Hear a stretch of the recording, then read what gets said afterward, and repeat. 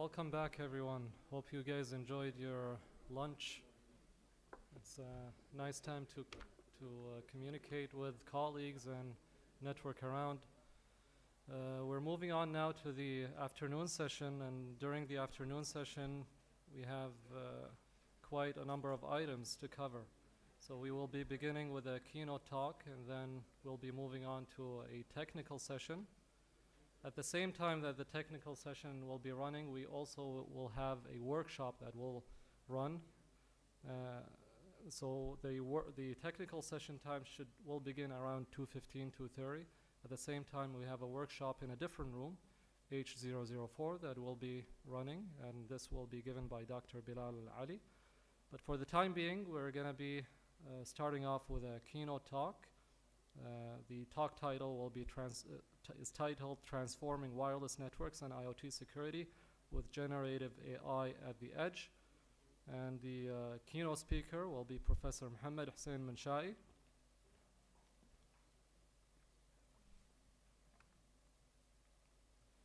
So just a brief introduction for Professor Manshai. He's a professor of computer science at Hunter College and a member of the Graduate Center in the City University of New York. He previously held a research and faculty positions at the University of Arizona, that's in Florida International University, as well and in the EPFL Switzerland. He was also an associate professor at Isfahan University of Technology, leading AI and game theory and mechanism design research labs. He earned his degrees in electrical and communication engineering from IUT and computer science from France. Dr. Manshai earned his PhD with honors from INRIA, the French National Institute for Research in Digital Science and Technology, and the University of Nice Sophia Antipolis, supported by a French government fellowship. Please welcome Professor Manshai on the stage.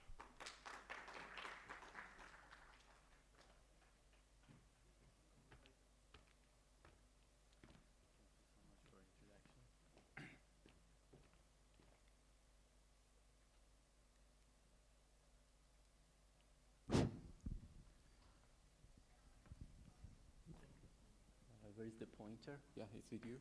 Okay. Thank you. Thank you so much for the introduction. It's a great pleasure being here. And as he said, I'm working at the City University of New York. Actually, City University of New York had several colleges in New York City. I'm working at Hunter College. And also, I'm affiliated with Graduate Center, where we deliver master and PhD diploma for students. All right, so today I'm going to discuss transforming wireless networks and IoT security with generative AI at the edge. And these are the content of presentation. I start with a very brief history and introduction to generative AI, and then basically, my talk has three main parts. I discuss some of our recent work on wireless security, security in general for cyber physical system, and wireless planning using generative AI. And actually, I selected these works because it is related to IoT and networking. But to be honest, I'm working on some other application of generative AI for computational neuroscience and computational biology. I will try to make some links between computational biology and IoT later in my presentation. And then I will also discuss some of our new directions for UAV security and networked IDs. All right, so let's have a very, very brief history. Actually, the history started from that big question by Turing, can machine think? So that was the first question that we had when we designed computers. And actually, what happened right now with generative AI is the answer to this question. So we are somehow honored to have this question, and we saw the way that humankind, they find a good solution for this question by Turing. So what happened actually is that we first noticed that we are good by applying supervised learning, like what we have with our kids, with some examples. Then we later noticed that we have lots of data, IoT, big data, and other things. And we noticed that we can use deep learning and other things, unsupervised learning, to find some answers to some questions.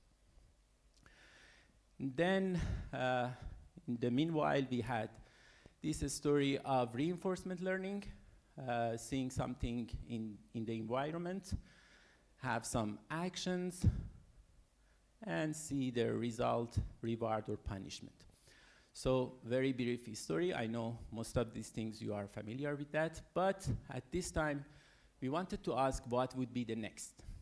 So let me explain a very, very brief story.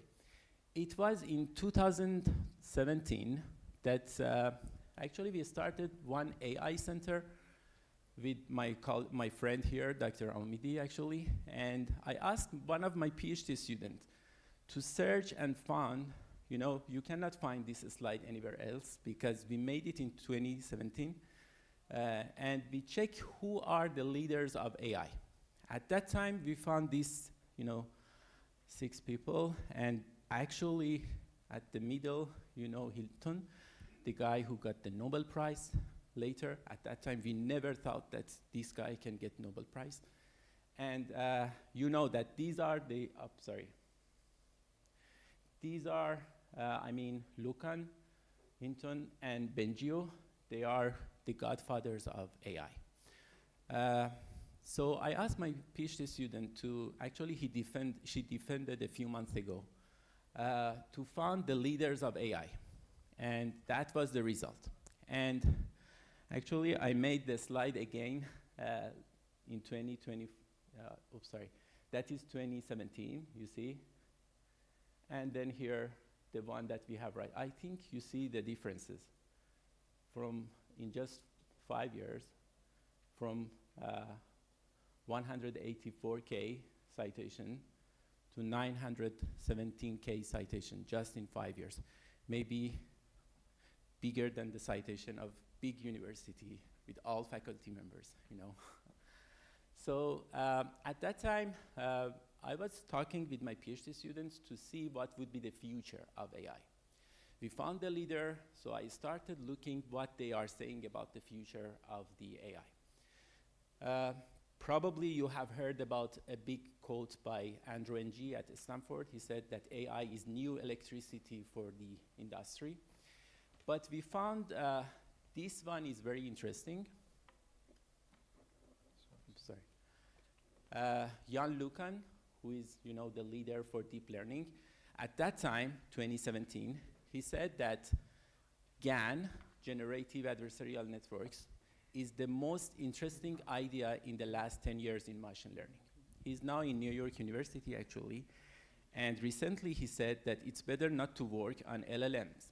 I don't say it's correct or not, but that's something that he said in 2017, and he was right, actually. And we see a huge number of research work related to generative adversarial network.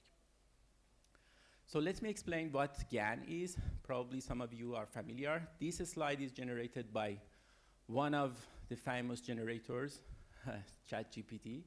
So generative adversarial networks are like a creative duel between algorithms.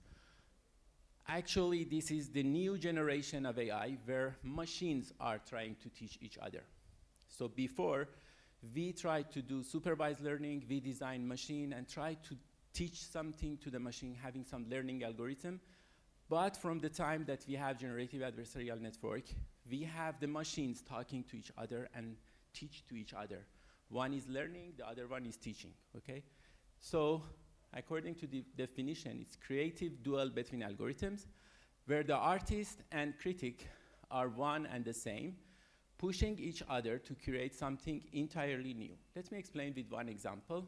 Let's assume that you have someone who would like to learn painting. It is what we call it generator, okay? So we start with some input, just noise, without any other things, and the guy tried to generate something which is similar to real data. So we have some real data, we give it to the discriminator, and then the generator trying to use some sort of noise to generate something similar to real data, okay? And what's happening here is that the discriminator sends some feedback to the generator saying that you are good or you are bad. And they are communicating with each other. There is a game here, zero-sum game between the generator and discriminator, where they are trying to arrive to a Nash equilibrium or saddle point, where the discriminator cannot discriminate between real and fake generated data, okay? That's the main idea here. But what we are doing in machine learning is that we replace generator and discriminator with some, machines. We try to train them in some sort of zero-sum game in order to have a machine, a generator, which can generate something similar to real data such that the discriminator cannot discriminate between real and fake, okay? Like that, we generated something quite similar to real data. And of course, there are lots of application here. I put one of our paper, because actually before working on GANs, I was working on game theory application, on wireless security, privacy, and in many different fields. So we gathered this, you can find this paper online. We call it Games of GANs, where we discuss the game theoretical approach that we can have in GANs in order to elaborate and improve the performance of these machines, okay? So anyway, that was one of the reasons that I liked the GAN, because I had some background in game theory, and then I started working on this. Of course, there are other versions of generative machines after GANs. So we started with GAN, but we have variational autoencoder, we have flu-based models, we have recently diffusion models, and all of them are good in generating data similar to real data. So I can complete my brief history that at the end of this short history of supervised, unsupervised, and reinforcement learning, we have some generators. We are working with GANs, we are working with diffusion network, and recently we are working with transformer. So this is the brief, very, very brief history of generative AI for you. And the godfather of AI warns about the danger of AI technology with these generators that we are making, because it is exactly the time that machines are doing something that we don't expect. They are generating something that we don't expect. We train them to generate something, but they are doing something different from what. And that's the reason that he said that be careful what we are doing now. All right. So now that we have a very brief review of generative AI, I select 3 topics about application of generative AI that we publish. Actually, 2 of them are published, and even one of them is under patent. But the third one is not yet published, but I'm going to explain what the application is. So the first one, we call it Intelligent Attack Generator, or IAttackGen, which is published in CNS 2021. It's at the beginning time of application of GAN in cyber physical system security. So what's the story? The story is that in a smart grids, you have some sensors in the network, you are gathering some measurement, and based on those measurements, you make some decision. There is a very famous attack, we call it false data injection, okay, FDI, where the attacker manipulates some of these sensors, and the administrator thinks that there is something wrong in his network, and try to respond with blackout or getting out some of the part of network from the smart grid, such that they can solve the problem. But these kind of attacks should be quite intelligent, because you have lots of sensors, lots of values, and then if you manipulate just one sensor, it's easily be detected, okay? So you should have some sort of intelligent attack if you want to be successful. It's not just manipulating one sensor. You should have control over a few sensors and change values based on some, strategies such that that could not be detected. And like that, the administrator think that there is something wrong. All right, so actually, when you want to, let me show you this. When you want to check that, usually you can run formal analysis over all the values that you have, all the criteria to find possible attacks to your network. But solving these problems are quite difficult. You can find some of the attacks, not all of them, because there are lots of combinations. You need huge power of computation. You cannot easily solve them. So what we did is that we generated some real sample. It's like example that I just explained. You have some real data, you give it to the generator, and the generator tries to generate something similar to the real data, okay? So that's the mechanism that we suggested. We call it IAttackGen. So we run formal method. We generate some of the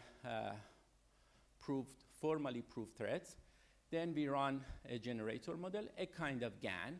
And based on that, we generated some new attacks, which we should somehow harmonize it, because some attacks are not still acceptable. And then based on the results that we found, we could find some new attacks to our network. This is the list of contributions that we made. That we attack dataset creation. We first made attack dataset creation with this standard IEEE bus systems. We design and implement the IAttackGen using GAN. We harmonized, and then we evaluated the results. Look at this example. For example, this is the standard IEEE 14 bus. People from power are familiar with such kind of thing. And these are the list of sensors. And you see that the generator, the GAN that we designed, said that you should manipulate these sensors with these new values such that the administrator think that there is an attack here. And he tries to do blackout or something to answer to that. So it could be a good example of how sensors are vulnerable in IoTs, and we should be careful because such kind of attack could be easily deployed if the attacker has access to these sensors. Let me explain my second work. There are two works that we did for wireless RF map estimation. We call them Radiance and Ricogan. The first one is published in Globecom. The second is in ICCN. I'm going to explain a little bit what's the story and what's the contribution here. So the story is that you know that when you want to deploy wireless access points in your network, you should do some measurement, site survey, or running some simulation to find the best position of the access point in your network. But this is very, very challenging. It's time consuming.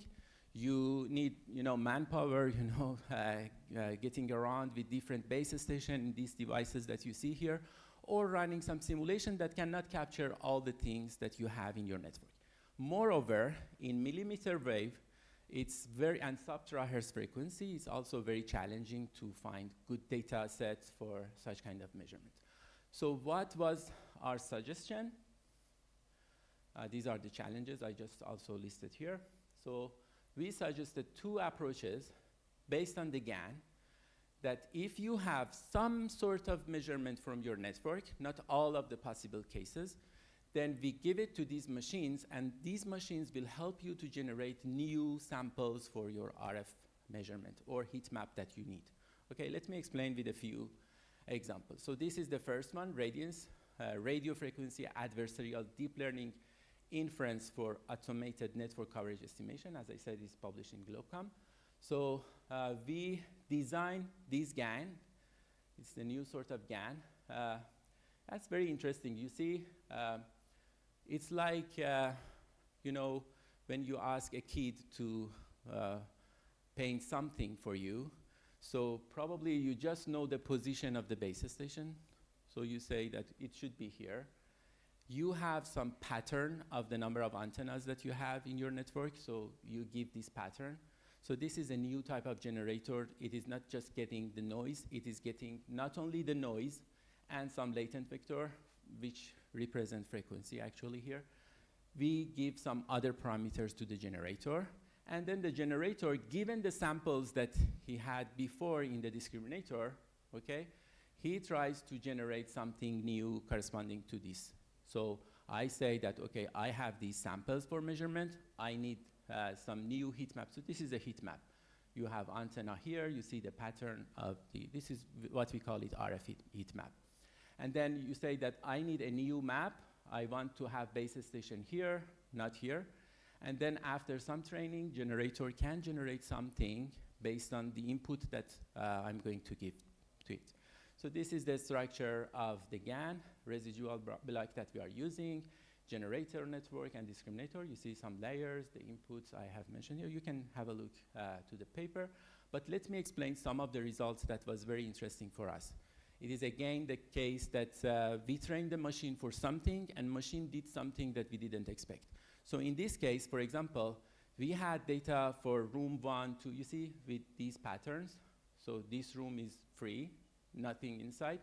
Here, room 2 is just it has one wall, two walls like that. And then we were looking for the heat map for the L-shape pattern, okay? So we had data for these, but we didn't have data for this one.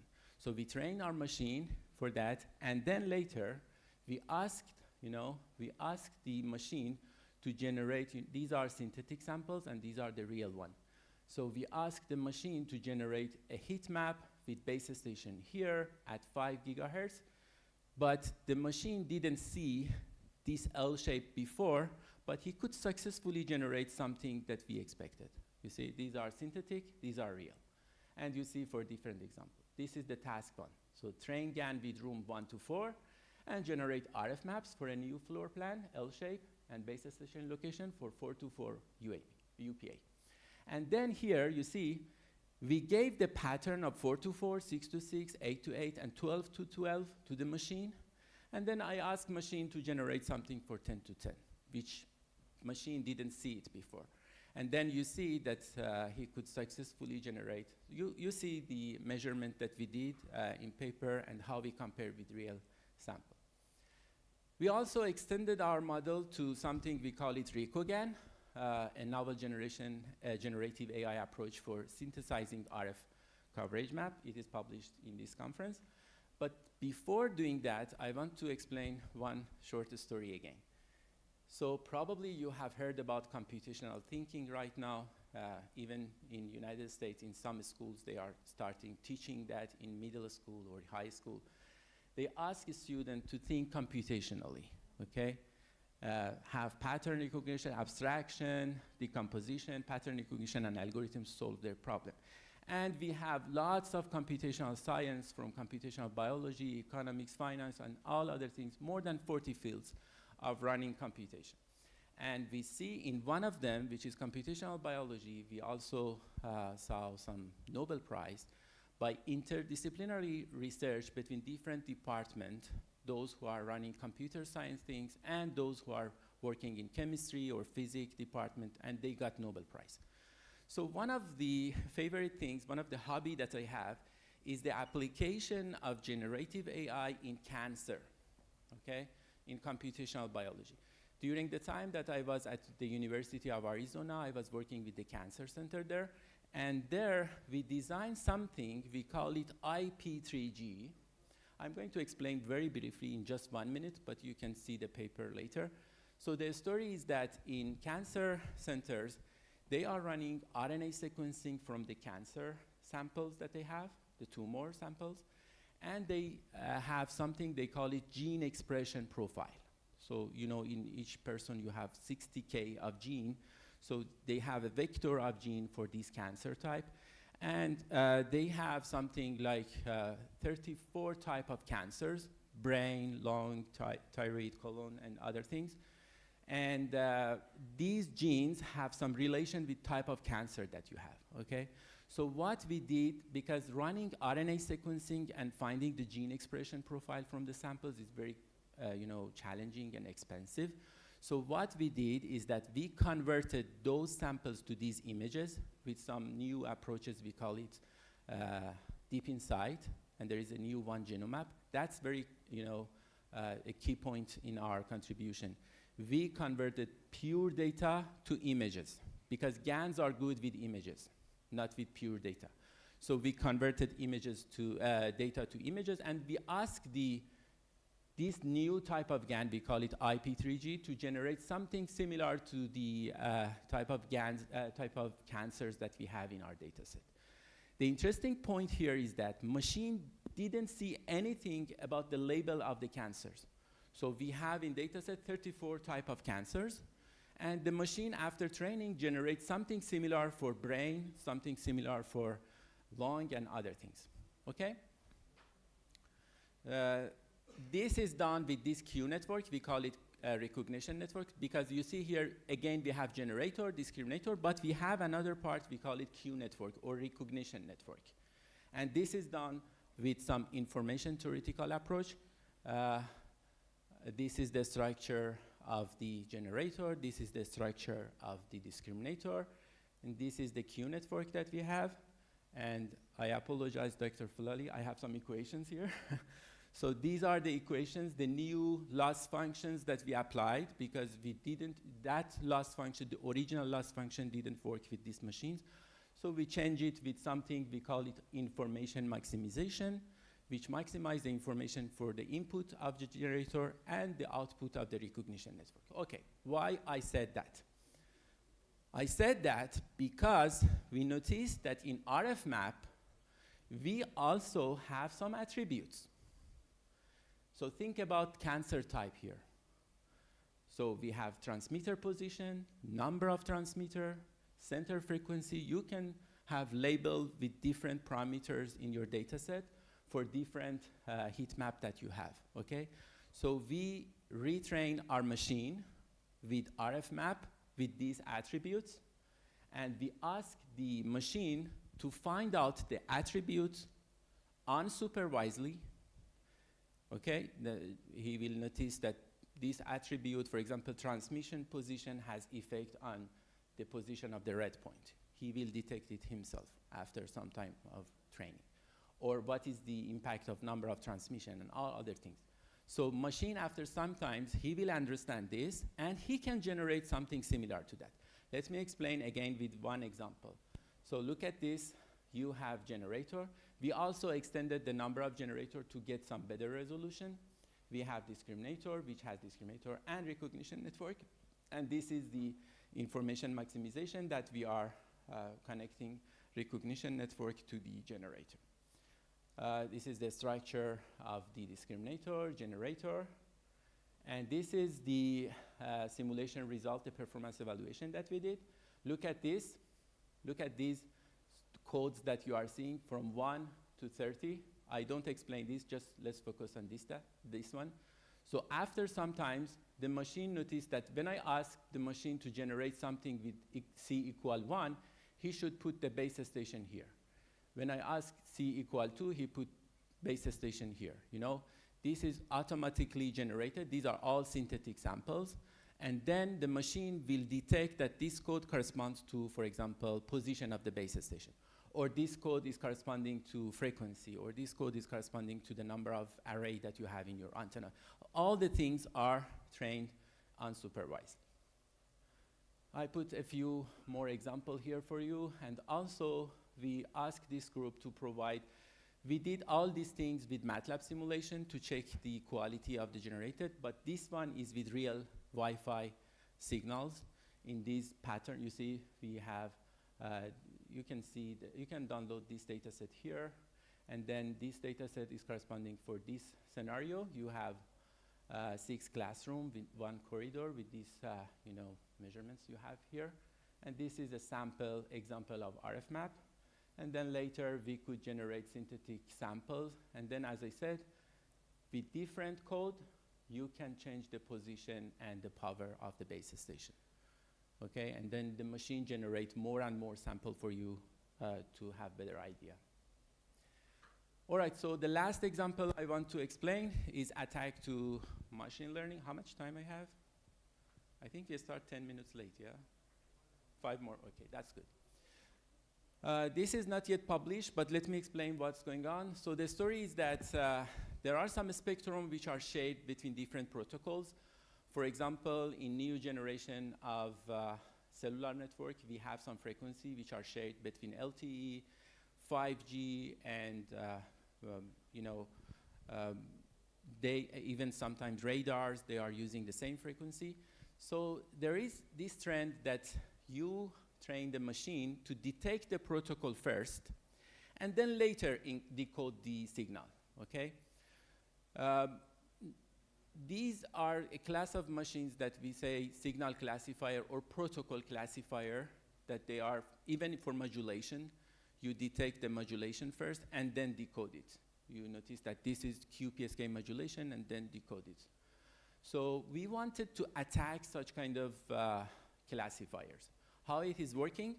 We decided to have one attacker here. You see, this is legitimate receiver, legitimate transmitter. They wanted to communicate. I put one attacker here to listen, eavesdrop the channel, and have some, you know, after some time it has some samples, okay, without any label, okay? And then later, I designed this one. We call it Infer, which is based on something we call it MADGAN, a modified version of the MADGAN, which is presented in this paper. So we have different generator for different protocols or modulation. And then here for discriminator, we have, instead of just one output of real or fake, I have, for example, if we have n samples, I have 2n outputs here.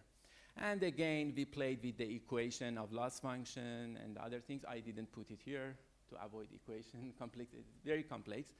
But I just show you one of the results that we get. Look at this, I just showed this one. So you have 11 modulation, QPSK, you see all of them, BPSK and other things.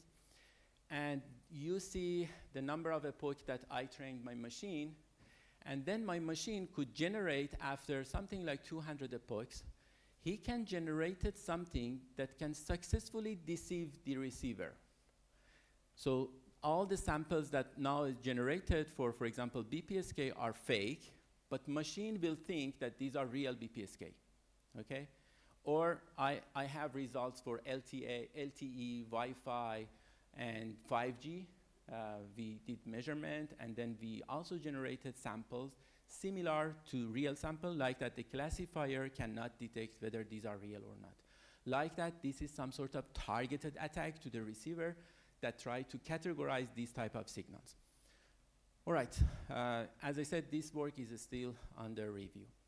And for future work, we are still looking for some scenario. One of them is this one.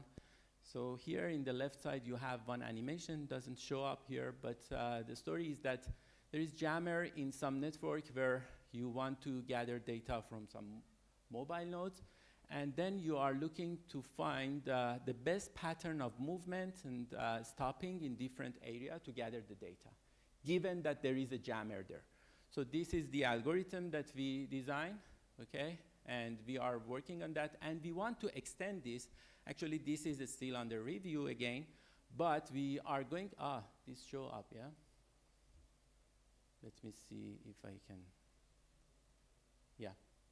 And then we want to extend this because to train this algorithm here for UAV to find the best path to gather data to maximize the throughput, given that you have edge computing and cloud computing at the same time, we are looking to extend this work with some, so this is the initial result, but we are going to extend it with some generative model to have better samples of jammer and real data in order to design better efficient algorithm to gather data in such kind of network.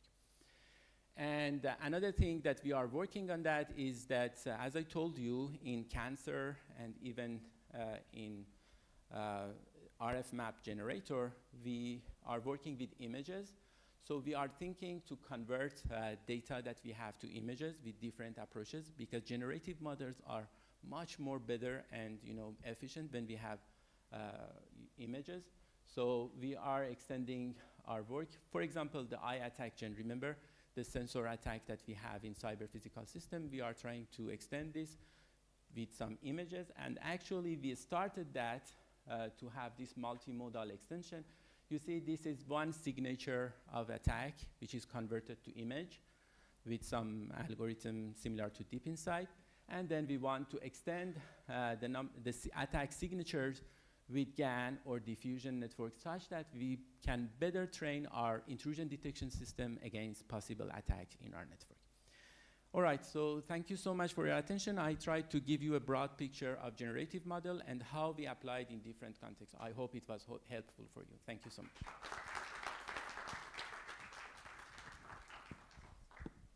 Thank you so much, Professor Menshai, for the great presentation. If there are any questions to, yes.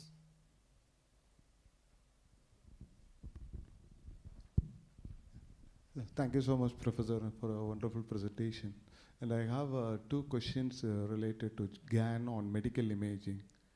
So when you generate data through GAN, how can we validate the data is accurate and it has a clinical future when we come for healthcare applications?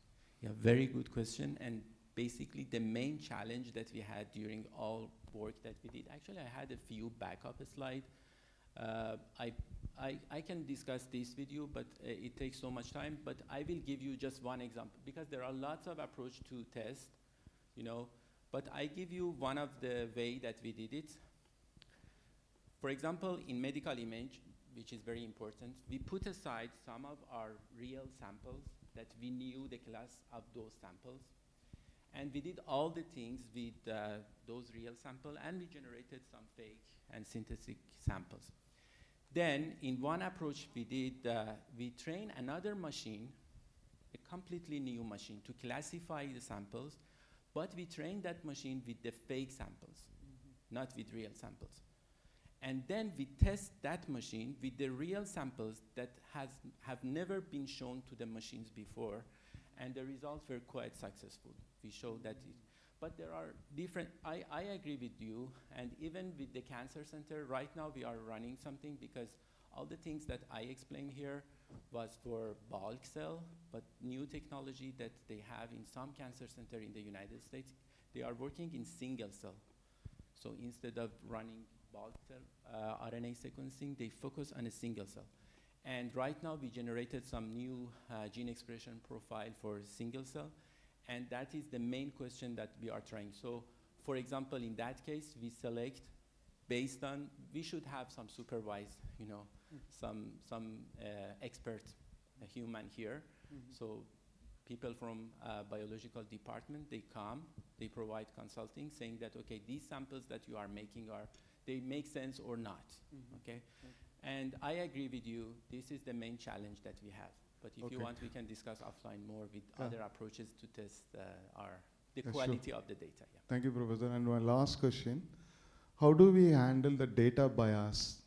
For example, you mean overfitting or something? For example, you give very few number of sample and you generate image. Yeah, at the same time, you may give huge number of data to generate the same image. So yeah, this, I don't have any good you know, approach to solve the lack of data here. We try to do generative synthetic samples to answer some lack of data, unbiased data in some cases, but it's not always successful. Okay. Thank you, Professor. That's a big question, still we are working. Yeah, thank you so much. Thank you so much. Thank you so much for the talk again. It was very, very informative. I would like to call Professor Tarabosi on the stage right now to present a token of appreciation. Thank you so much. Thank you. Professor Menshai, come on. And sorry, I was jet lagged, you know. I hope I made good things. It's very tired this time. It's early morning in New York, so I just arrived here. Thank you so much for your attention. 15 hours flight, right, altogether?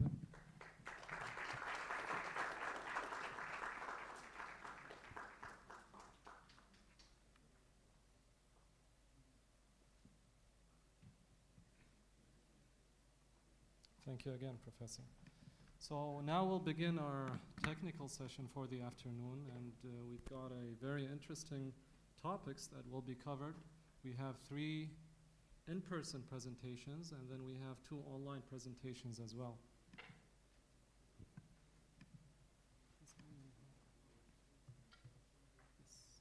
So we'll begin with the first paper and our presenter, Al-Amira Al-Qanna.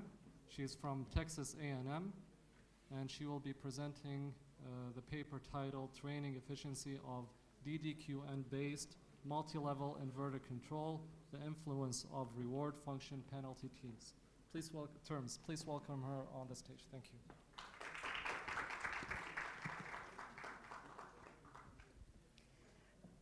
Good afternoon. Actually, it's my pleasure to be here. KCST is a home for me. I worked here for 3 years as a TA before I started the PhD journey. And KCST is actually a place that helped me to shape my career. So being here is actually a pleasure for me. This paper I present today is part of a project that's between Texas A&M University in College Station, US, Texas A&M University in Qatar, Hamad bin Khalifa University in Qatar, and Kuwait College of Science and Technology with Professor Mohammed Rabelsi and our young, talented researcher, Sarah Hamid. So, in summary, this project, we want to investigate how AI is used in order to integrate power electronic circuit into the grids to connect renewable energy or other DC sources in order to have very smooth and high power quality signals to power grids or to smart grids. So I'll start by talking about the introduction and the motivation of this work, then the methodology of the study, then the simulation results and the conclusion. So as I said, we want to connect power electronic circuits, and in this study we focus on multi-level inverters. It's a type of circuit that will convert DC sources or DC signals, such as the power we get from photovoltaic PV systems, into multi-level DC sources. So that will help us feed the grid with high power, with high quality of power signals. And in this study, we try to control the signal with reinforcement learning based controller because it's model free. And our previous work showed that it works good if we have agent in the power electronics components. So in reinforcement learning, if we have the power electronic circuit connected to the grid, that will be our environment. And then the controller will be the reinforcement agent or the RL agent. Some measurements will be taken from the environment and fed to the agent, typically voltage and current signals. And then the agent will decide the control action. And if the action is proper and towards the desired performance, it will receive good reward. If not, it will receive penalty or low reward. So the reward function is a combination of rewards and penalties. But the problem is that there is no rule in designing the reward function, and it always depends on the trial and error or the experience of people in the field. And in our previous work, we actually designed multiple RL controllers for different multi-level inverters. And we used to have that penalty terms to make the learning faster. But then we raised that question. Does it actually help in making the learning faster? Or it does maybe the opposite? And this is the purpose of this paper. So we wanted to investigate the influence of having reward function penalty terms in the reward function for smart grid applications, or specifically for power electronics in this area. So to investigate this, first we need to choose one of the multi-level inverters that we have in literature. We chose a topology. It's called 7-level packed cell, or pack 7. We chose it because it's very simple. It has only 2 control objectives. We want to regulate the capacitor voltage around the reference value, and we want to feed the grid with a pure sinusoidal signal. And based on this topology or circuit, we have 8 different discrete actions that the RL agent should choose one of them at each time step to fulfill this control objectives. So the second aim into this study is to choose which RL algorithm are we going to choose in order to investigate the effect of the penalty terms. So we decided to go with the simplest one and most straightforward one, DDQN. And also we chose it because DQN or DDQN, it has the discrete action nature, which is suitable for our system because the switching states are actually discrete. And here we can see this is like the block diagram of the code. We implemented this in MATLAB Simulink. So our reward function, it has two errors, the current error and the voltage error. If the error is small, the reward will be high. But we added two penalty terms. These are the terms that we want to investigate. So one current penalty term, minus alpha, and one voltage penalty term, minus beta. So the agent will receive penalty minus alpha if the current is higher than 5% current peak, and minus beta if it's 10% away from the regulation value. And the 5% and 10% is chosen by experience also. But here we are focusing on the value of the penalty and its effect on the training process. So we took all the training algorithm and put it inside a for loop.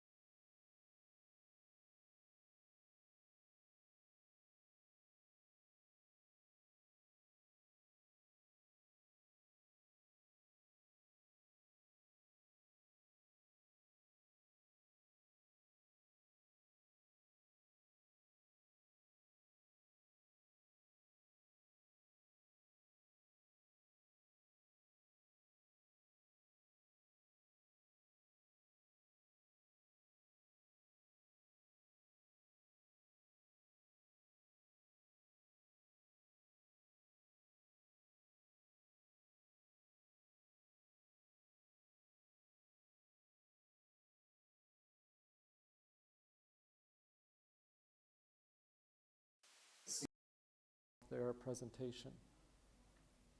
So the author that will be presenting is Iman Amr, and her paper title is Incorporating Intelligent Agents for Efficient Data Handling in IoT Networks.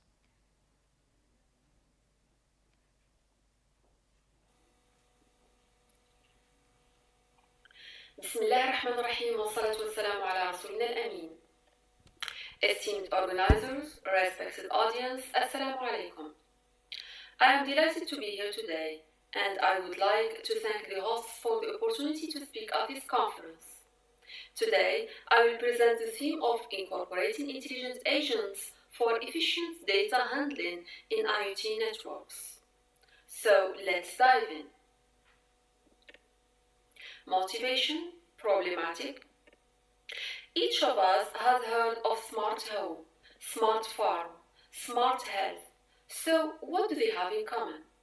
Well, all you have to do is to look around you on a daily basis to have the right answer. You practice your sport and your smartwatch track your fitness. It is a smart environment. You track your farming remotely from your house using your smartphone. It is also a smart environment. We can continue to enumerate all the embedded sensors in our environment over the whole day. In short, smart environment surrounded us and we are literally invaded by its embedded sensors. In fact, we are talking about IoT-enabled wireless sensor networks. Today, monitoring applications based on sensor networks in smart environments are increasingly prevalent in our lives. However, certain types of applications like health monitoring, environmental surveillance, and post-emergency management systems require a query-based model to ensure prompt communication. The question that arises is, how can an event be located? The answer lies in message exchange. Several data delivery models are attributed to IoT networks: event-driven, time-driven, query-driven. However, spatial query processing relies only on query-driven model, where sensors transmit their captured measurements only when they receive requests from the base station. Hence, our goal is to process spatial queries in IoT networks.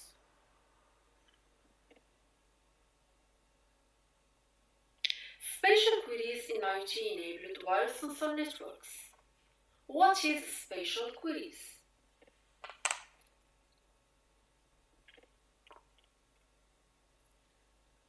Spatial queries can be defined as inquiries regarding the position of entities. These queries involve at least one spatial predicate. So, the sink generates spatial queries to interrogate the sensors. Spatial queries enable responses based on specific locations within the field covered by the IoT network. For instance, if the capture zone is known by the coordinates of the sensor nodes, then the query will broadcast only to that zone, and the result will be returned back to the user.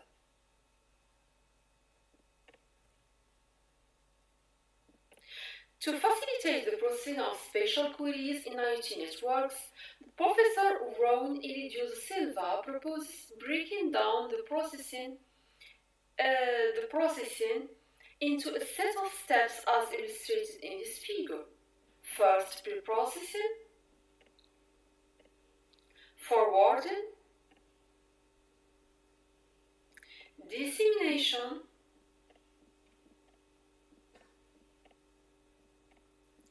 sensing, aggregation, aggregation, and return.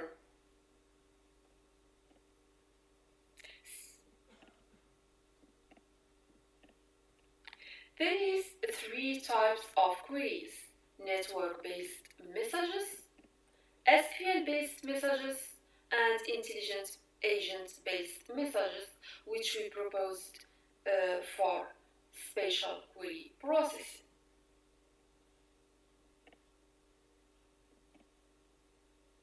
Recently, spatial query processing techniques have been extensively studied in IoT networks. However, these spatial query processing techniques face issues such as high energy consumption, low result accuracy, long processing time. Additionally, sensor nodes are characterized by limited resources, which make them prone to failure. To address those issues and improve the efficiency of spatial query processing in IoT networks, we propose an approach that involves using a paradigm based on intelligent agents, adaptive path selection, and we introduce the notion of parallelism.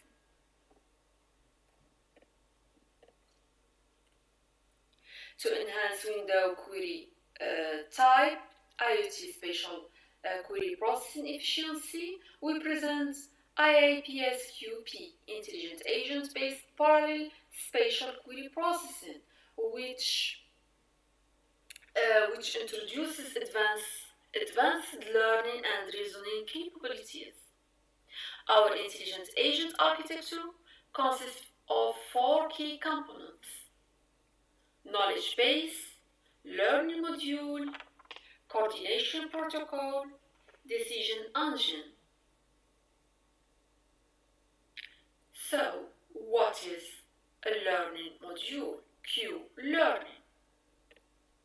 The formula represents the fundamental Q learning update equation used in reinforcement learning component of our system.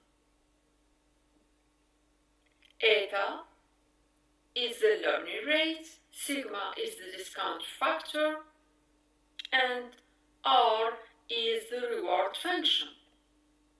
The reward function based on energy efficiency, data relevance, and path length optimization.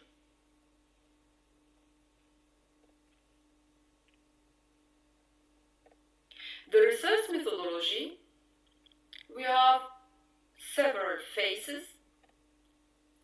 The initial phase, deployment of the IoT-enabled sensor nodes. The setup phase contain a division of the query area into quadrants and creation of intelligent agents with the Q learning capabilities.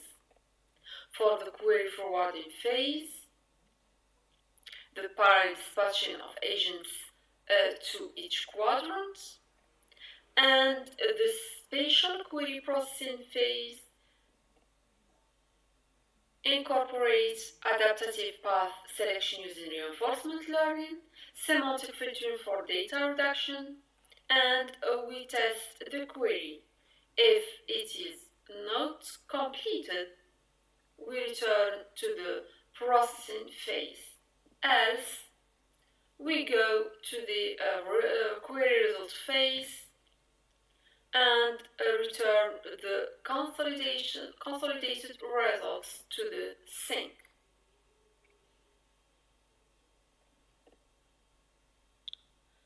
The performance evaluation, energy consumption.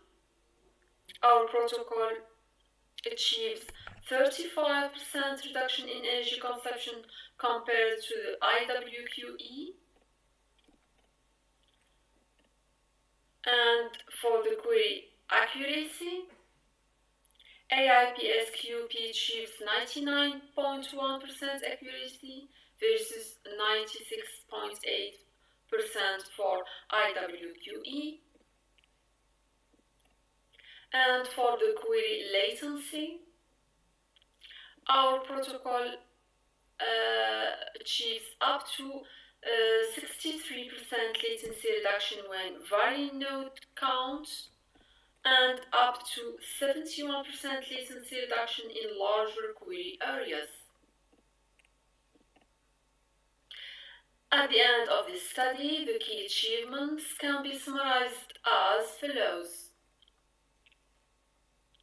Effectively addressed challenges in IoT spatial query processing, introduced cognitive capabilities through intelligent agents, achieved significant improvements in 3 key metrics, which are energy, accuracy, and latency, and finally validated the superiority of the learning-based approach over the traditional static methods, such as IWQE. As a conclusion, IoT-enabled wireless social networks are becoming increasingly important in our lives. Similarly, the intelligent agent technology capturing the more and more attention of the computer science community, especially in intelligent environments. Then the dichotomy IA and IoTs has demonstrated an innovative vision for efficient spatial query processing. As future perspectives,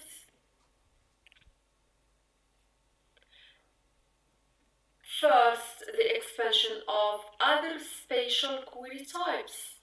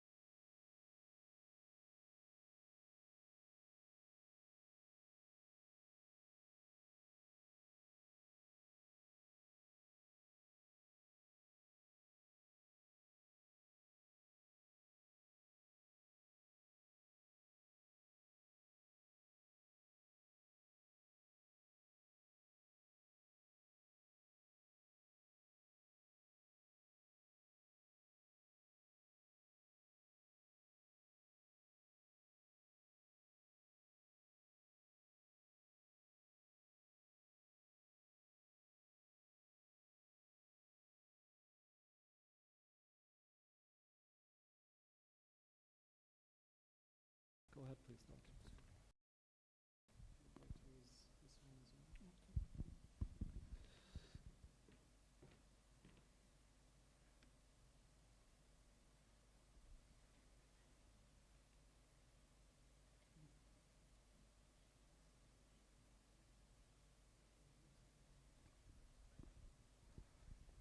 Hello everyone, thank you for attending the presentation today. My name is Bassem Al-Halawani. I am with Electronic and Communication Department at KCST. I'm presenting today our paper, Next Generation IoT Connectivity, FSO RF integration with a high altitude platform for reliable data transmission. I would like to thank my collaborator from Space Technology Center at Egypt and Banha University at Egypt, University of Victoria, and Southwest University at China. Our outline is a background and motivation about the work, proposed high-altitude platform-based network, and numerical result and conclusion and future work. Through this day, we have seen a lot of presentation talking about the large number or the huge number of IoT devices connected to the network and how to deal with this amount of data in terms of AI and security. But no one speaks about how to provide this global coverage and how the network will respond and how to achieve this connectivity. So today I will take you in a brief dive in how we provide a solution for such network. Next generation wireless network need to provide a solution to deal with a huge amount of data. So there are many solutions and prototypes that try to deal with the problem. Today I will speak about one of the proposed group of network. It's called non-terrestrial networks that depend on devices that are flying in the Earth space or in free space outside the Earth. This technology include LEO satellite constellation network, where there are 100 or 1,000 of satellites that rotate in many orbit around the Earth. With a huge number of satellites, we have many difficulty in communication and moving the connection from one satellite to another.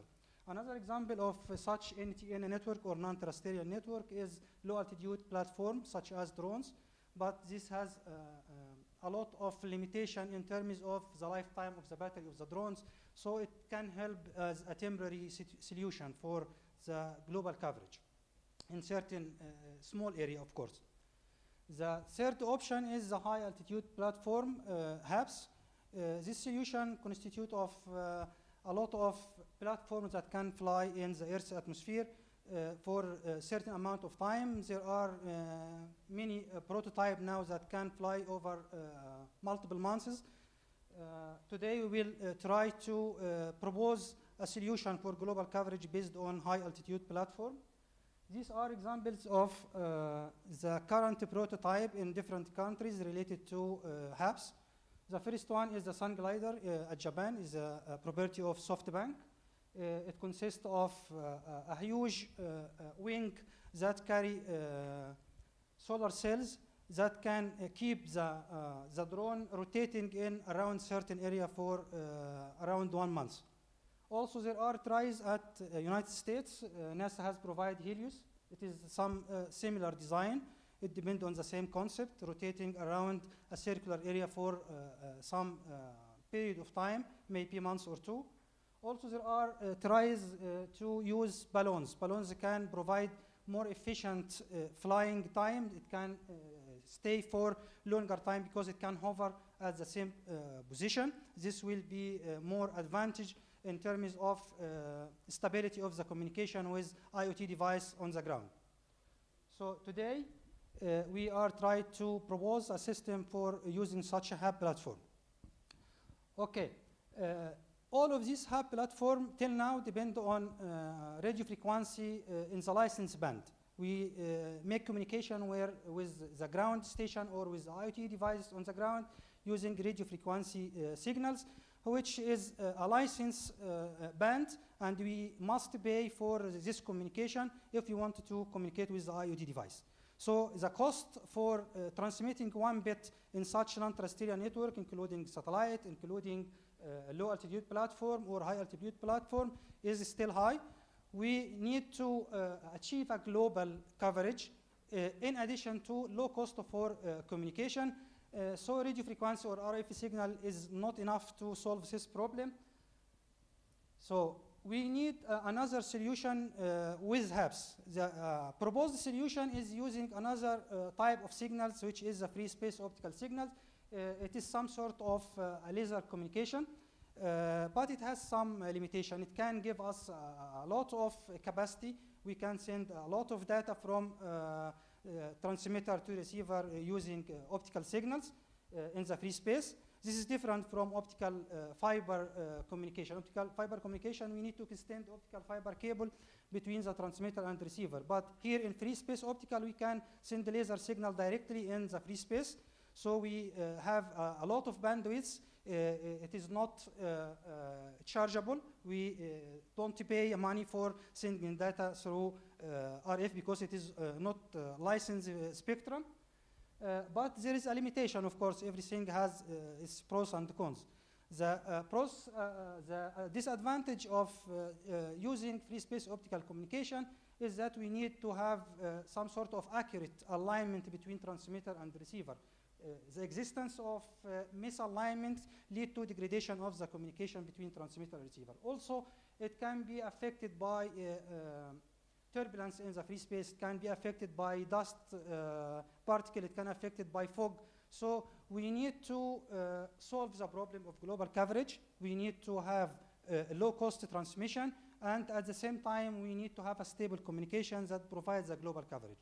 So our proposal is to propose a hybrid system that use or benefit from both radio frequency and free space optical communication with the HAB technology for provide a stable coverage on the Earth. So our proposed research is providing or developing a HAB-based network solution that can satisfy the demand of global coverage via using the radio frequency signal because it has a large coverage area. Also, we need to boost the throughput in certain high demand area with a high number of IoT device, or it need a high gigabit per second to be transmitted. So for this, we will use the free space optical signals. Our methodology will develop a closed form analytical expression to characterize the performance of the proposed system in terms of closed form equations. We can substitute any parameter and define its effect on the system. This is a big gap in a communication system. We need to find closed form equation, not just simulation, not just using simulation. Our proposed HAB-based network solution, we investigate the performance of a single HAB platform as shown in this figure. This HAB platform is equipped with two types of communication interfaces. One is a free space optical interface, and the other is a radio frequency interface. With both interfaces, we can communicate with a large number of IoT devices. As an example here, we have some concentrated region with high number of IoT devices, maybe in a factory, on a stadium with high number of people, in places where we have a large number of users need to be connected. So in this case, we assume we have some sort of collective access points.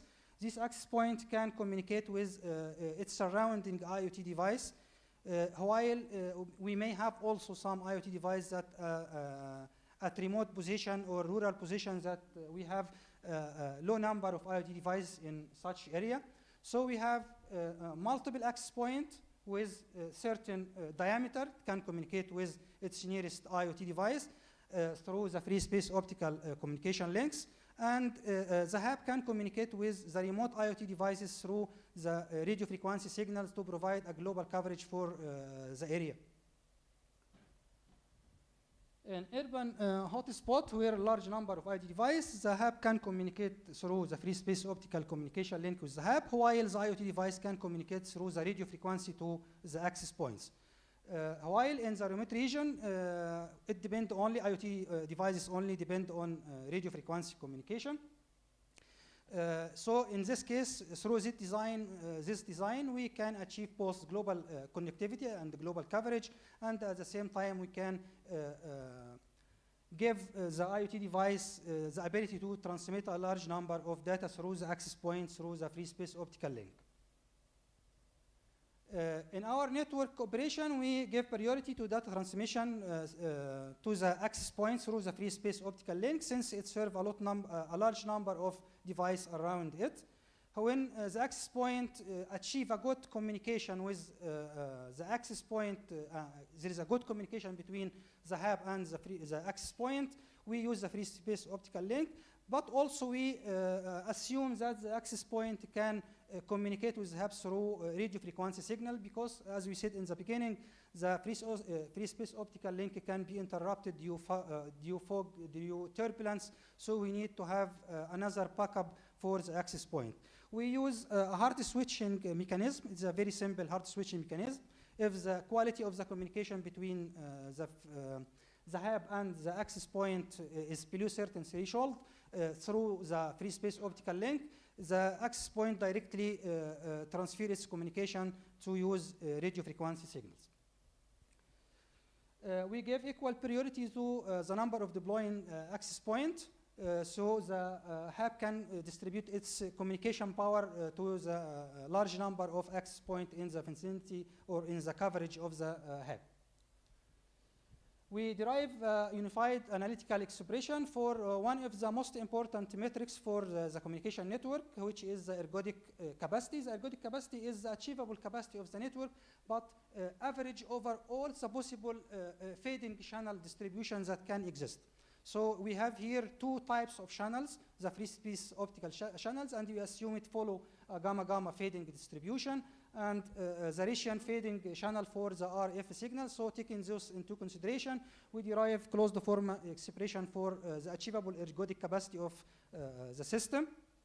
We also use Monte Carlo simulation to make sure that our analytical expression is accurate. In the following, we show the result of our derivation and simulations. In the first figure here, we compare the achievable capacity for each access point.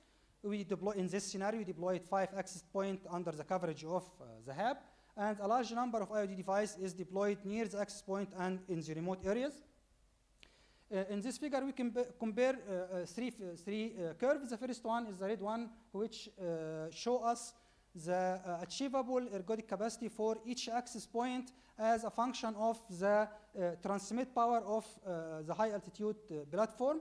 We see here the red curve that increasing as we increase the power, the achievable capacity of each access point is increased. For example, if we take a certain point as 25 dB transmission power, we can see that each access point is capable of achieving 14.5 gigabit per second, while the IoT device scattered in areas far from the access point can achieve a collective capacity of 2.5 gigabits per second. So the network can achieve in total 75 gigabit per second for this scenario.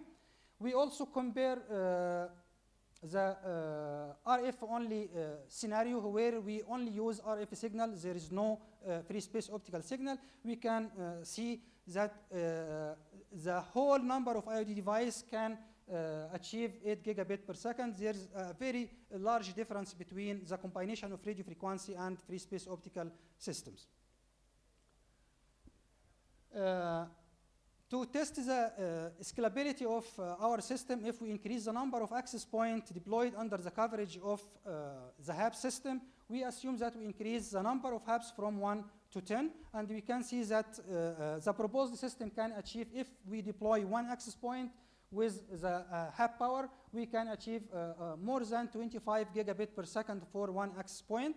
While if we increase the number of access points, the hub power is divided equally between the multiple access point. We can reach around 6 to 7 gigabit per second if we have 10 access points. So in this case, we have to make a trade-off between number of access points and the achievable capacity per access point.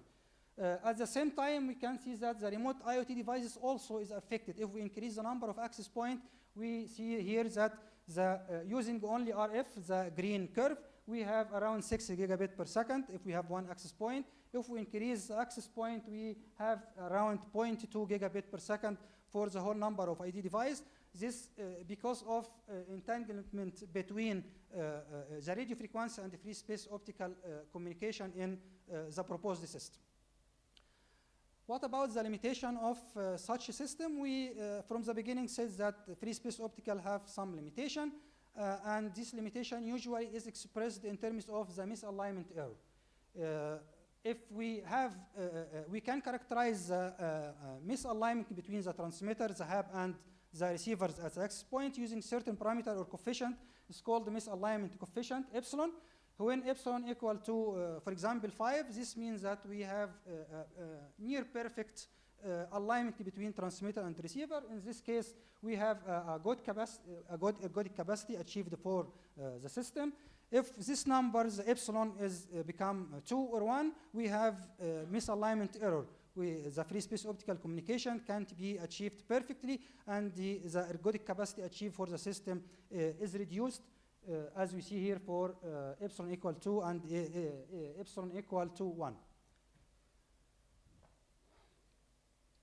In conclusion, we proposed a hub-based network with parallel free space optical radio frequency transmission that maintain a global coverage through the radio frequency communication and very high speed communication through the free space optical link. The proposed solution can enhance the overall efficiency of the IoT communication system. This system can be enhanced by certain future work, including adding error control mechanism, dynamic resource allocation, or even using machine learning to control the sky network. Thank you. Thank you very much, Doctor, for the well-done presentation. Very interesting topic on next-generation networks. And we are running a little bit behind on schedule. If we have one quick question or one quick comment, we can take one. Yes. Thank you very much, Dr. Bassem. Actually, the good thing about such work, I mean, the application to disaster response, but my point is you verify simulation and analysis, which is great, because now most of the work, they only do simulation, so that's great work. My comment, when you mention about multiple access points, there is a degradation in the ergodic capacity, like so what is the architecture of these access points? Like, are these like point to point until, so when you increase the number of access points, Okay. What is your architecture? This is a proposed design. We have multiple access points. Each access point is equipped with the two interface, radio frequency and the free space optical interface. The hub is communicating with each one of the access point either through free space optical if the link is good, and in situation where the channel is free space optical channel is weak due to turbulence or fog or dust, automatically the hub and the access point switch communication to the radio frequency. So we have two interface in hub and two interface in the access point. Very good. But when you increase the number of access points, normally you don't select the best. No, we communicate with all access points. Okay, because of this, the achievable ergodic capacity is decreasing. Makes sense. Thank you so much. Appreciate it.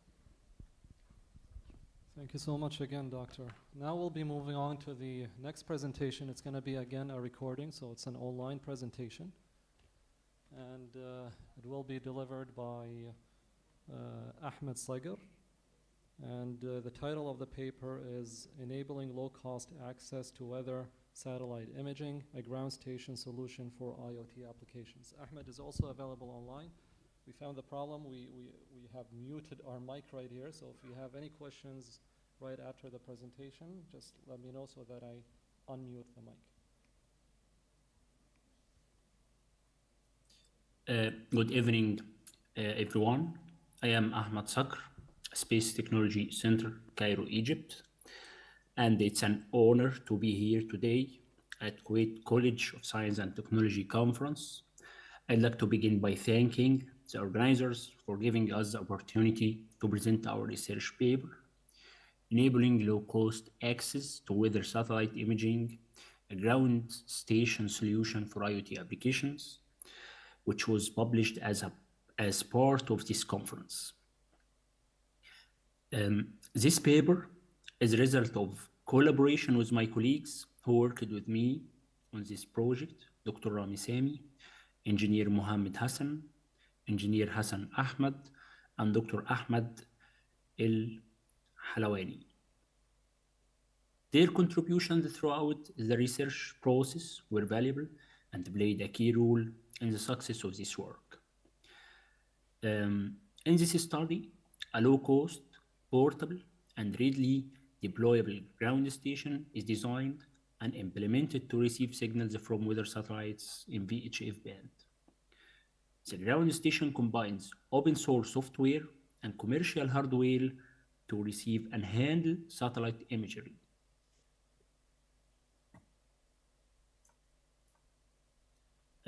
Then our outlines today, introduction, problem statement, system model, results, and conclusion.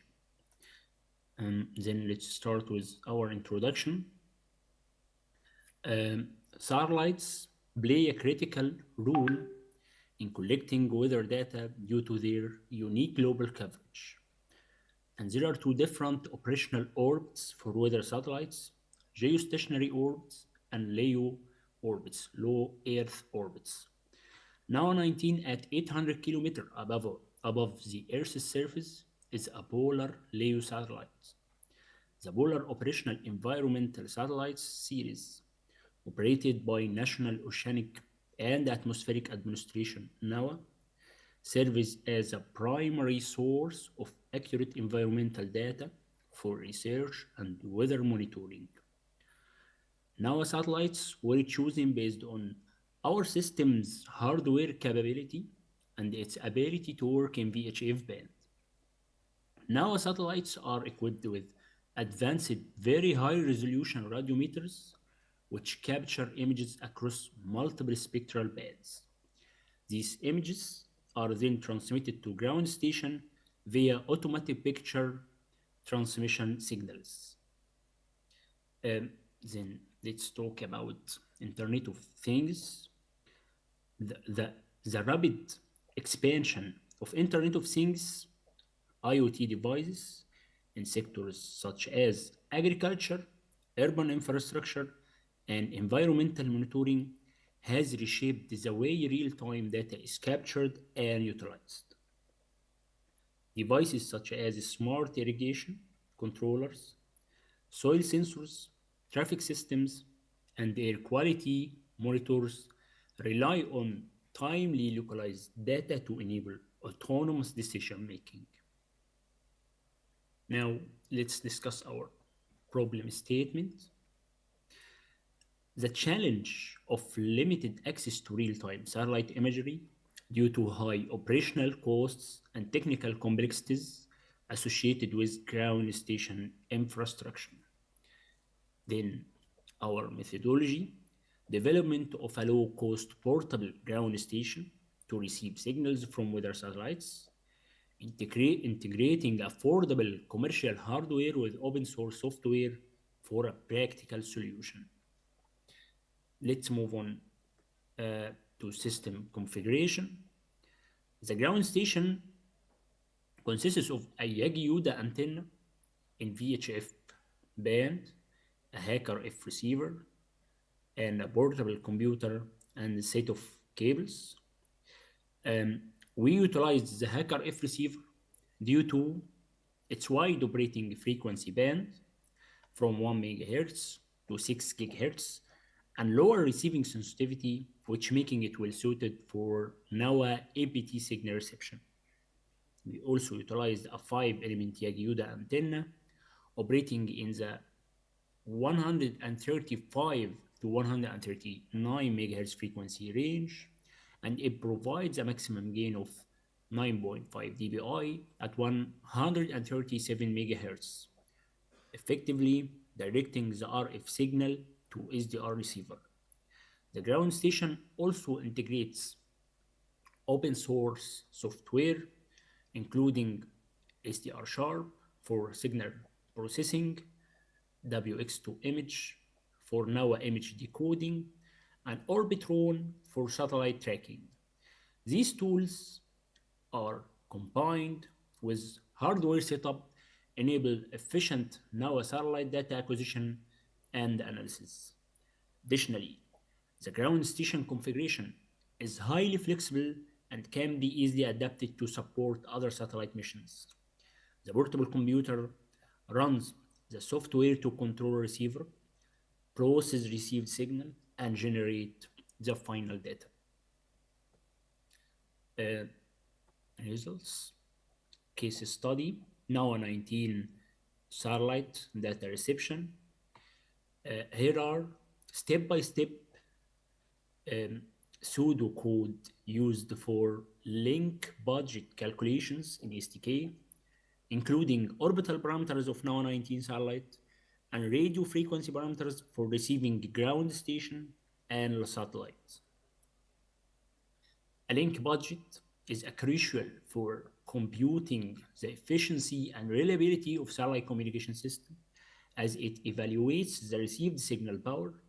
It accounts for key parameters such as transmit power, transmit antenna gain, receive antenna gain, and free space loss. Additional losses are also considered, including receiver feeder loss, antenna misalignment, atmospheric absorption, and polarization mismatch. The link budget helps assess link feasibility, optimize performance, and ensure reliable data transmission under various operating conditions. So, here in STK we used the two-line element of NAWA19 to set an accurate orbital parameters for satellite. Ground station location at latitude 30 north, longitude 31 east, transmit power of 5 watts, an operating frequency of 137.1 megahertz, transmit antenna gain of 0 dBi, receive antenna gain of 9.5 dBi, and receive sensitivity constraints of minus 130 dBm. Then STK computes the slant range and corresponding free space loss throughout the communication sessions with the ground station. The STK simulation covers a 30-day period from the 1st to 30th of December 2024, and as we see, the receiving ground station maintain a positive link margin of at least 20 dB between the received power and hacker F sensitivity throughout all communication sessions. This brings us to data acquisition methodology. Firstly, the Orbitron software uses NAWA19's two-line elements and ground station geographical coordinates to accurately predict the satellite position. It calculates the satellite's path time times azimuth and elevations, angles providing critical information for aligning the Yagiuda antenna. This alignment maximizes signal strength during satellite passes and ensure real-time tracking of the satellite's position relative to the ground station. Additionally, the satellite bus is cross-verified using the N2YO website, which offers precise bus predictions and real-time tracking capabilities. Then, for NAWA19 satellite, the APT signal from NAWA satellites uses amplitude modulation with a frequency modulation subcarrier for encoding image data. The hacker F receiver, controlled via SDR Sharp software, then continuously scans RF frequencies and successfully detects a strong signal from NAWA19 satellite. And as we see in this figure, the spectrum and waterfall display of the NAWA19 satellite signal captured using SDR Sharp software, which converting it into audio signal .wave file. This audio signal is routed to WX2 image software via a virtual cable for further processing. The WX2 image software processes the received audio signal, demodulating and decoding it into APT weather satellite image. And finally, our conclusion: design, build, and successfully operate a low-cost ground station to receive and display weather satellite images in real time. A link budget analysis based on a typical operating scenario confirms the reception's reliability. The results are promising, highlighting the system's effectiveness in capturing and processing weather satellite image. Thank you all for your time and attention.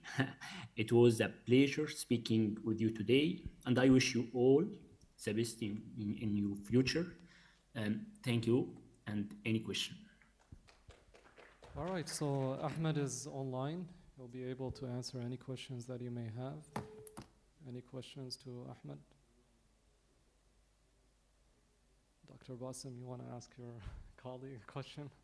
This is the area of your expertise here.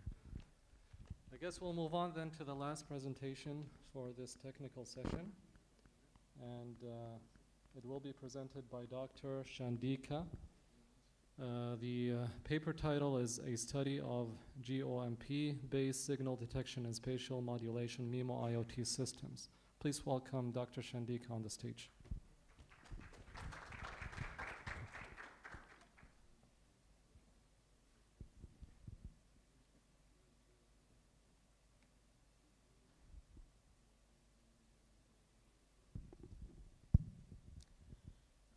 Good afternoon, Salam Alaikum.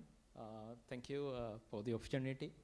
So today I'm going to present our work on the one of the patient receiver for the spatial modulation MIMO IoT system. And so I'm from KCST, Kuwait College of Science and Technology. I'm attached to the Electronic and Communication Department.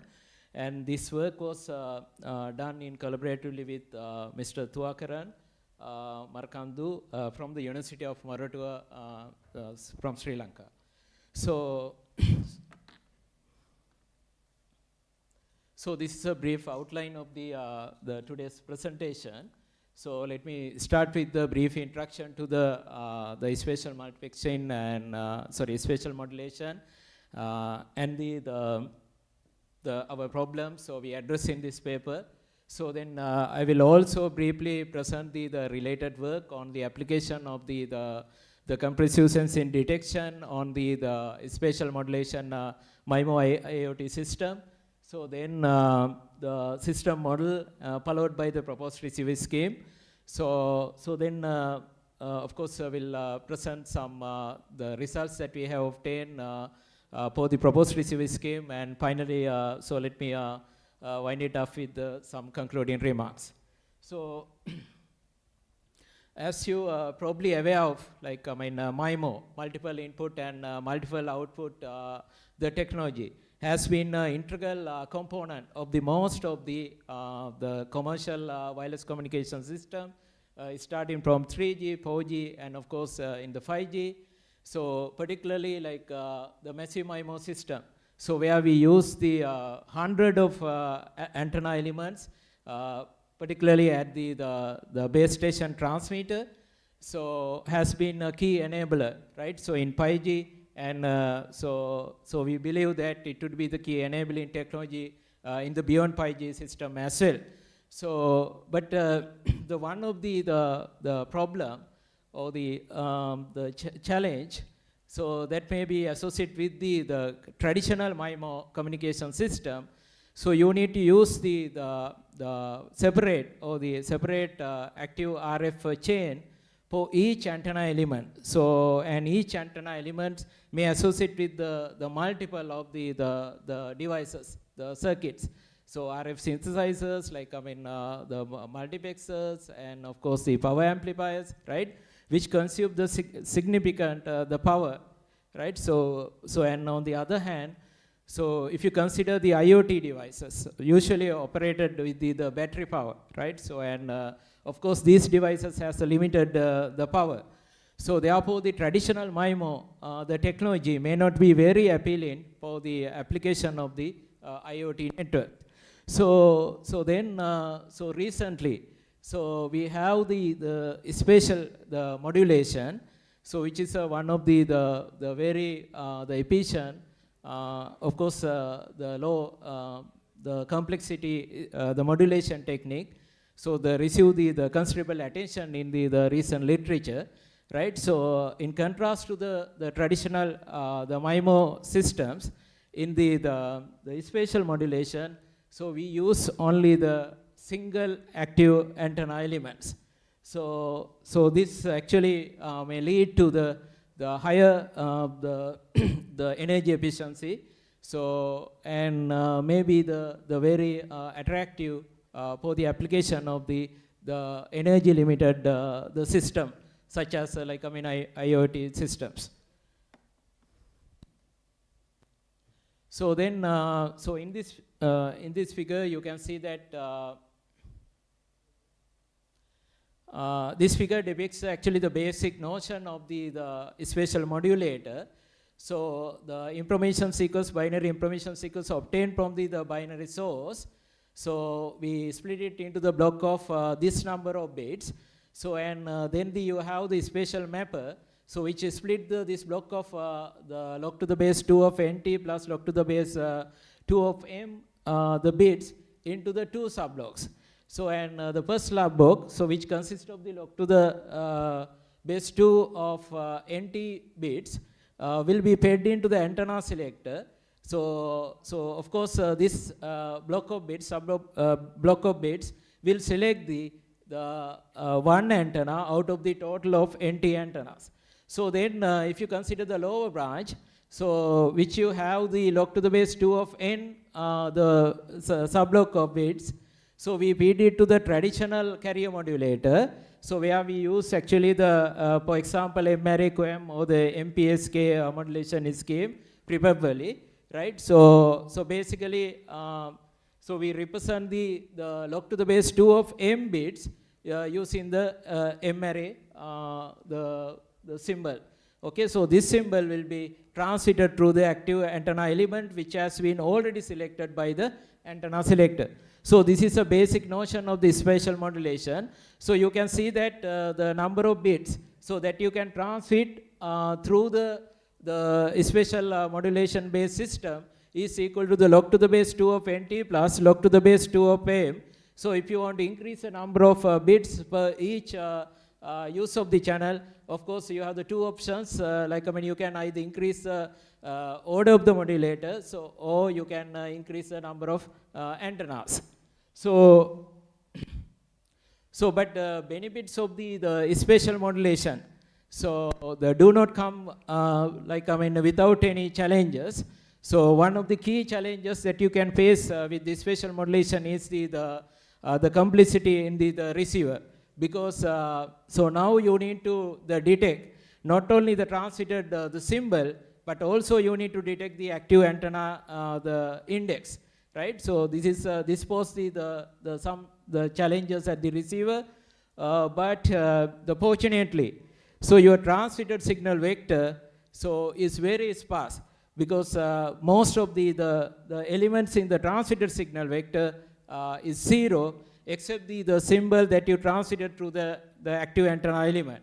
So therefore we can model or we can view the signal detection problem as a sparse recovery problem. So then recently, so we have the compressive sensing techniques gained actually the considerable attention in the recent literature. So as the signal processing technique to recover the sparse signal efficiently with the power pivot number of measurements compared to that required based on the Nike sampling theorem. So and still I think there is only limited research efforts that you can find in the literature on the application of the compressive sensing technique on the SMIMO system. And there are, even though there are many compressed sensing technique proposed in the literature. So among those techniques, of course, the generalized orthogonal matching pursuit algorithm seems to be the attractive because it's provide the better trade-off between the complexity and the performance. Right. So here we have summarized the related work on the application of the application.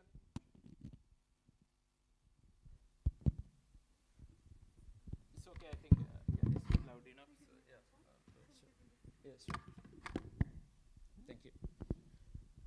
So here we summarize actually the related work on the application of the compressed sensing based detection scheme on the spatial modulated MIMO system. So I'm not going to go through the details. So and each and every scheme, proposed scheme, of course, you have some pros and cons. So as we discuss in our paper. So I may refer the interested reader actually to our paper. So for the details. So then, so let me quickly summarize our contribution. So in this paper, so we propose the efficient, the computationally efficient, the receiver scheme based on the GMP algorithm for the SMIMO IoT system. So which is capable of detecting both the active antenna index as well as the signal constellation symbol jointly.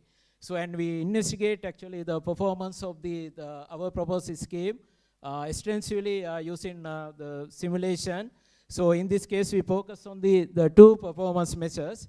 So and bit rate performance and the signal recovery performance. So here actually this is a system model we have adapted. Sorry. And so you can see that the transmitter base station so consists of the NT transmit antennas, and we assume in this system like k number of IoT devices and without loss of generality. So and each IoT device consists of NT transmit antenna. So and here S1, S2 and SK represent the sparse signal vector intended for each IoT device. So then before sending the combined signal into the array of NT transmit antennas, so we perform the precoding.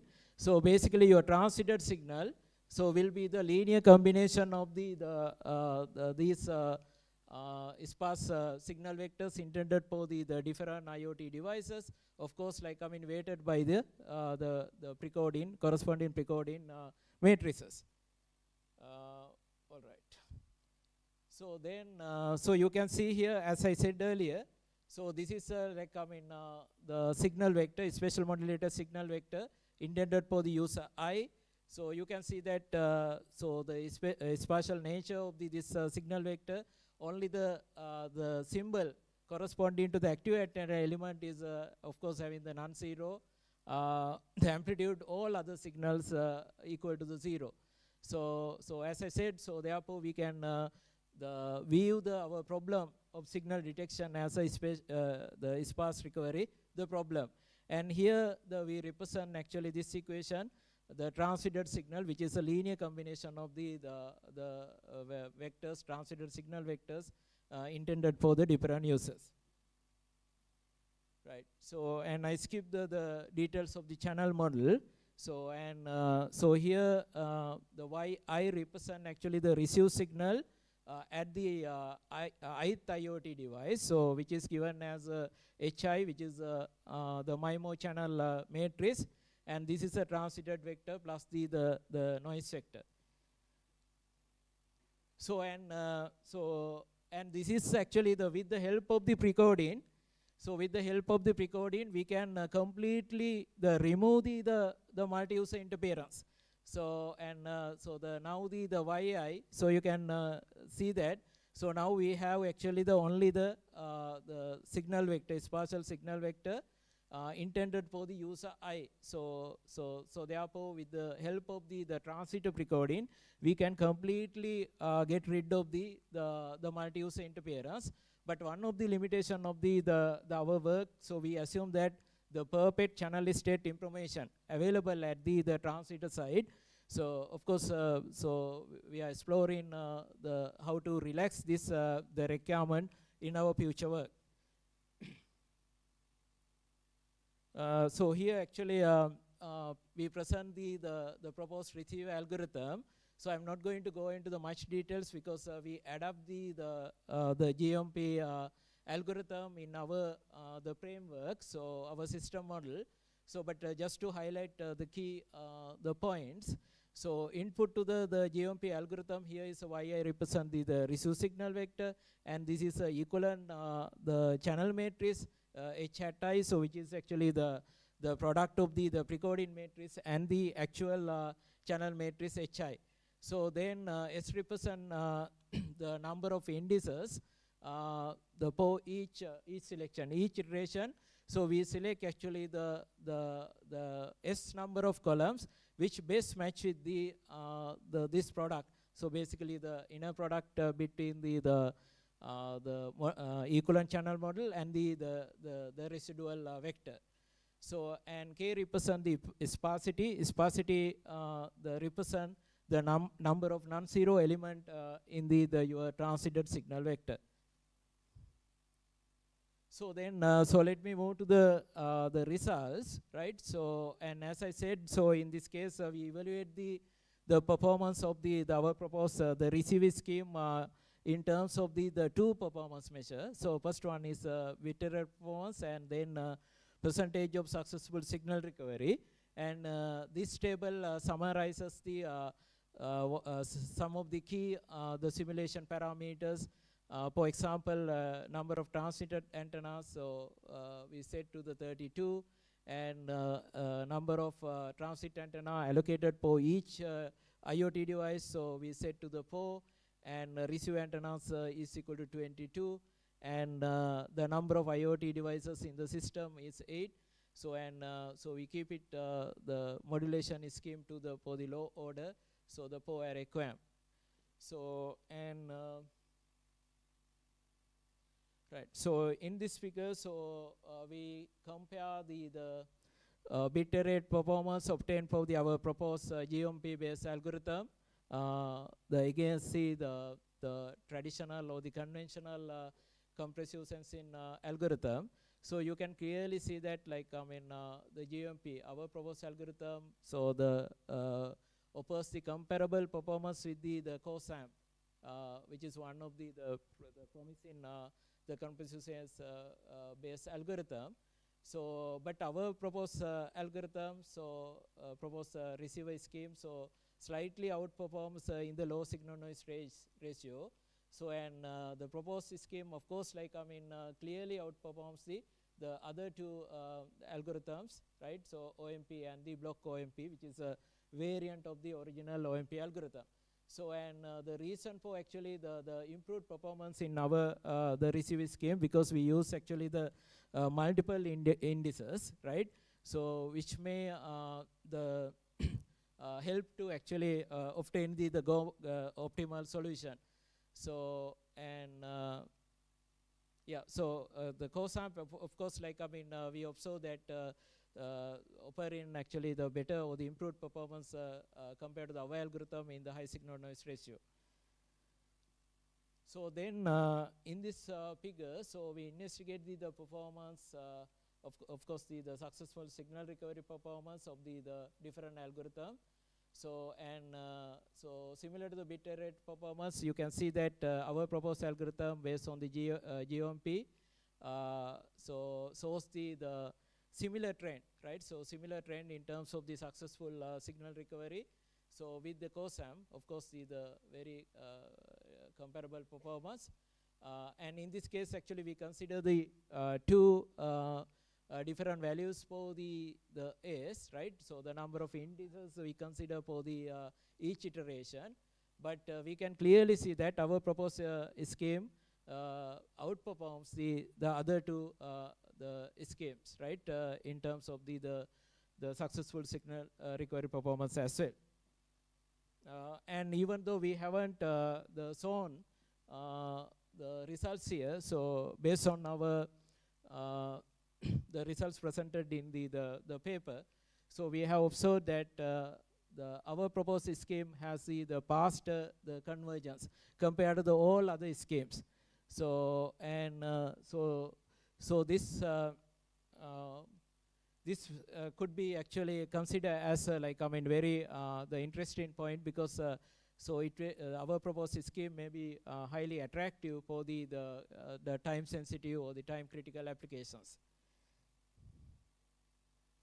So let me now give you some concluding remarks.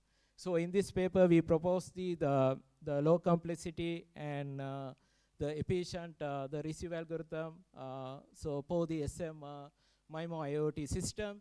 So and we investigate the performance so under two performance measures, right, through the simulation. So and compare the performance with the widely the use the traditional the compressive sensing the detection method.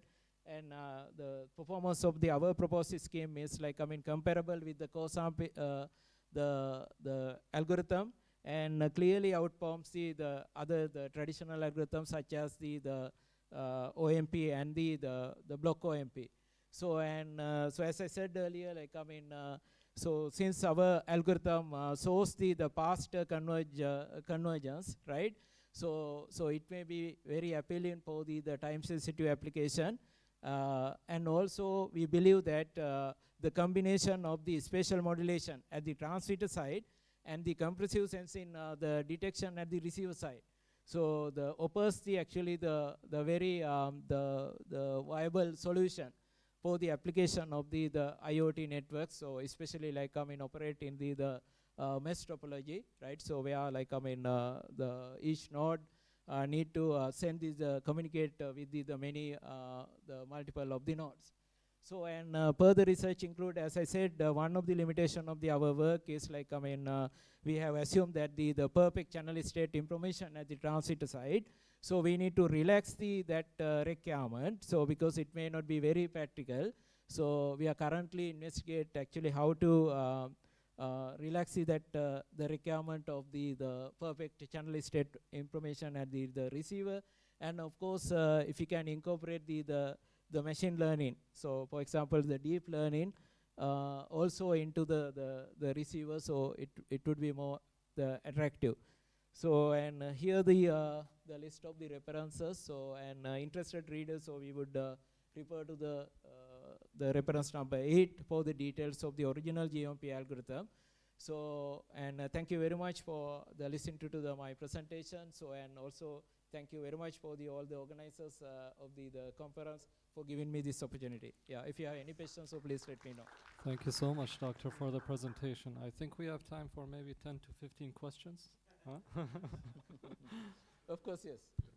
Dr. Bas. I want to avoid the question, that's why I took more time. Hello, Dr. Shandika. Thank you for your presentation.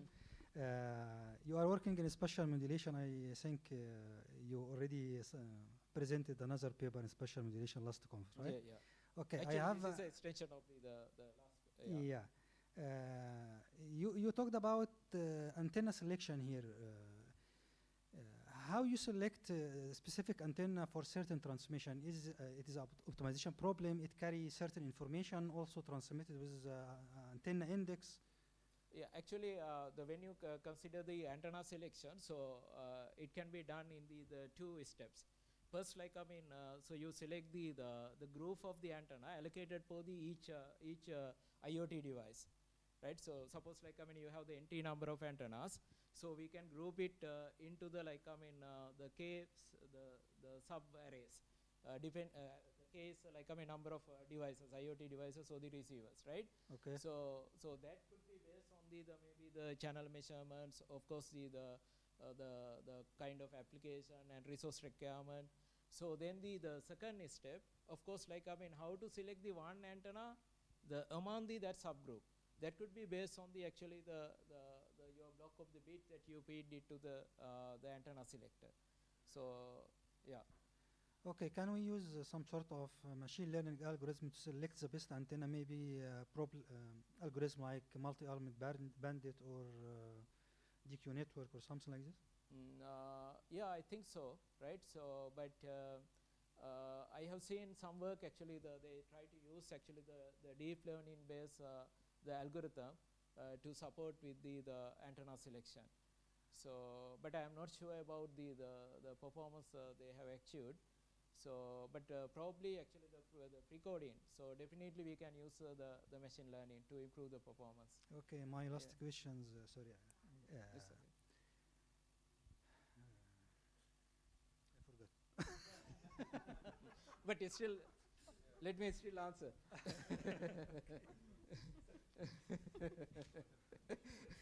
It could be the most interesting question. Thank you, Dr. Wasim, for your insightful question. Yeah, so. Yeah, actually, the very, very good topic. The idea behind this generally called spatial modulation or space shift keying is under the index modulation, which basically selecting the antenna in order to save energy. My question is, suggest a recommendation. There is like the generalized spatial modulation, because now with spatial modulation you select only one antenna. You can select multiple by using the generalized. Yeah. It can be Okay, so I read Actually, minds. thank you for it's a very good suggestion. Actually, this work we limit actually for the original form of the spatial modulation, where you have the only single active antenna element.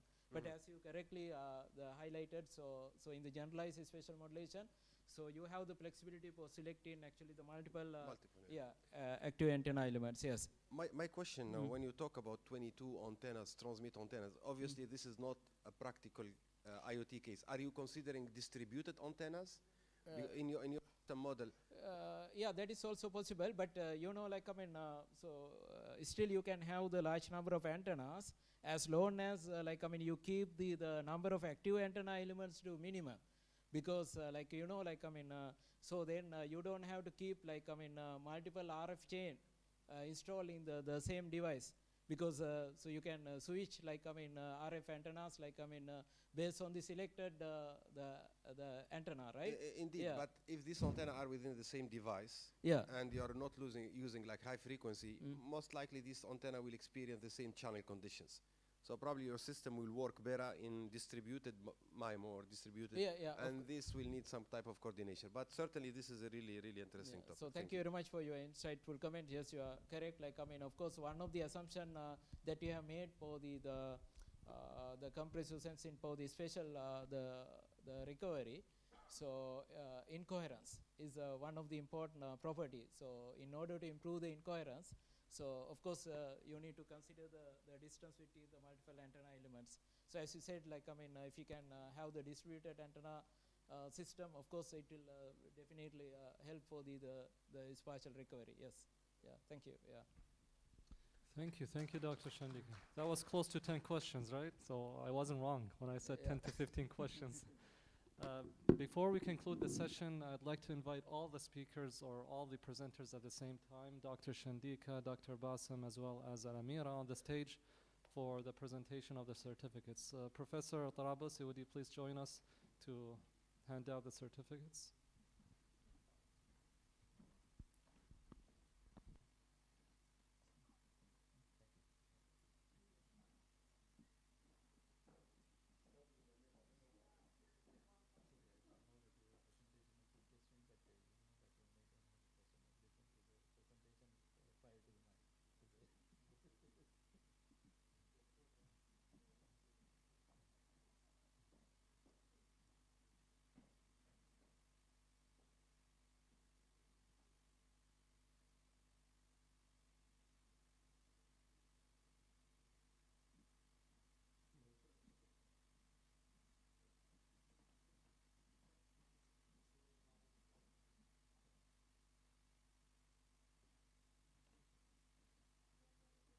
Group photo, please. All of you.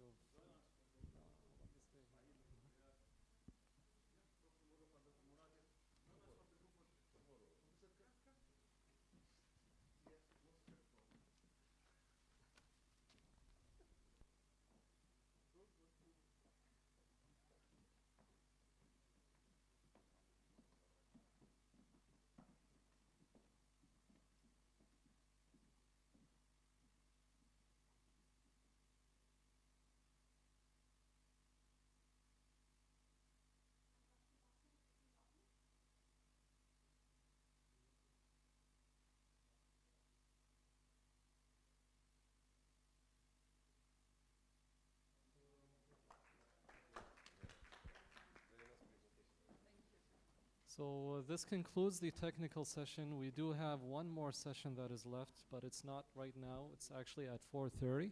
It's going to be in the same hall. It's a networking session that will be dedicated for both students and young professionals. And yeah, 4:30, not now. So right now it's almost 4 o'clock. So we have almost 40 minutes, yeah. And yeah, it's intended mainly for students and young professionals that are interested in the IEEE Region 8 section, and it's intended to initiate a new student section in IEEE here. So IEEE Kuwait section, KCST chapter. Professor Abdullah Al-Ghalaf, Dr. Bilal Ali, as well as Dr. Ali Al-Faili will be here. So we'll see you soon.